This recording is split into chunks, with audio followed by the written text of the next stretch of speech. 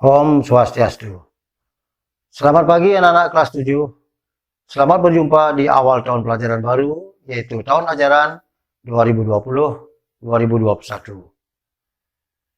Nah, anak-anak, pada pelajaran semester awal ini, mari kita pelajari tentang tag yang pertama, yaitu tag deskripsi. Nah, sebelum Bapak sampaikan materi, kalian silakan simak video berikut.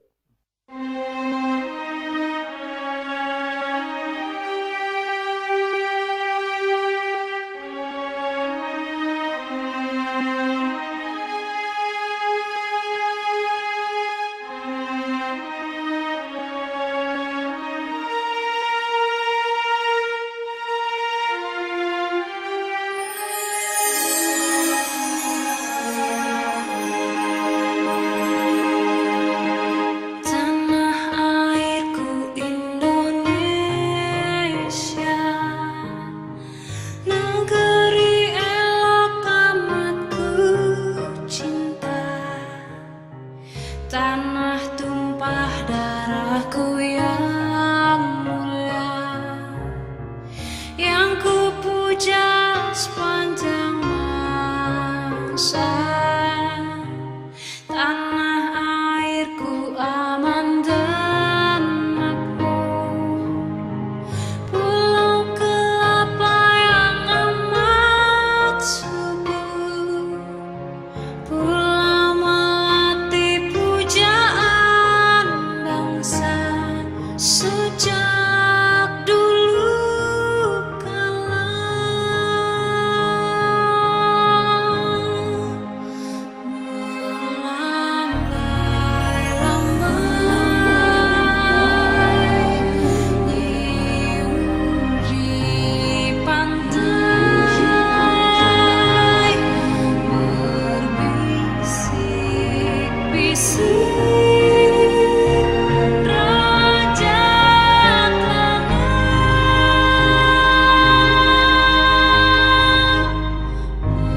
memuja pulau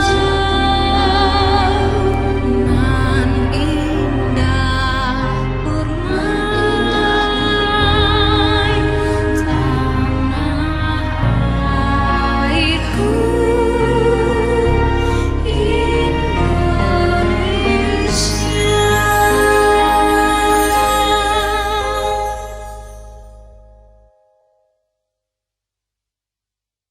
Kita sudah simak bersama mengenai lagu Rayuan Pulau Kelapa, yang mana kalian sudah tahu sendiri bahwa kata-kata dalam syair lagu tersebut sungguh indah dan menarik perhatian, di mana Bapak Ismail Parsuki sebagai pengarang lagu tersebut mendeskripsikan tentang keindahan Indonesia.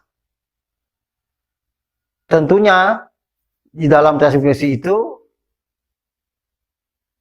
ada kata-kata yang merupakan kata-kata yang indah, yang bisa membuat pembaca seolah-olah bisa merasakan sendiri. Baiklah, untuk deskripsi Bapak akan jelaskan mengenai 3 hal dulu di dalam deskripsi. Yang pertama, yaitu Bapak awali dengan pengertian deskripsi. Yang kedua adalah tujuannya, kemudian yang ketiga ciri-ciri deskripsi. Baik anak-anak, Bapak akan awali dengan pengertian deskripsi. Deskripsi adalah teks yang gagasan utamanya disampaikan dengan cara menggambarkan dengan jelas objek, tempat, atau peristiwa sesuai dengan topik yang dikehendaki oleh pembaca. Nah, lalu apa tujuannya? Tentu tujuan deskripsi adalah untuk menggambarkan objek dengan cara merinci, objek sesuai dengan sudut pandang penulis. Kemudian ciri-ciri teks deskripsi ada 4 di sini. Yang pertama adalah menggambarkan objek dengan sejelas-jelasnya. Misalnya, kalau kita akan mendiskusikan tentang keindahan tempat wisata atau menggambarkan atau mendiskusikan seorang ibu yang sabar, atau mungkin bisa mendeskripsikan benda atau binatang. Nah, ciri yang kedua yaitu melibatkan kesan indera atau disebut citraan. Nah, dalam hal ini sering kemampuan panca indera seperti mata untuk melihat, telinga untuk mendengar, kemudian kulit untuk merasakan, sering dipakai di dalam mendeskripsikan objek sehingga menjadi jelas didengar oleh pembaca. Kemudian ciri yang ketiga yaitu membuat supaya pembaca merasakan sendiri. Artinya apa yang kita deskripsikan itu tentang objek atau apa, berarti pembaca seolah-olah dia merasakan sendiri dan menyaksikan sendiri apa yang kita gambarkan atau deskripsikan. Nah, ciri yang terakhir adalah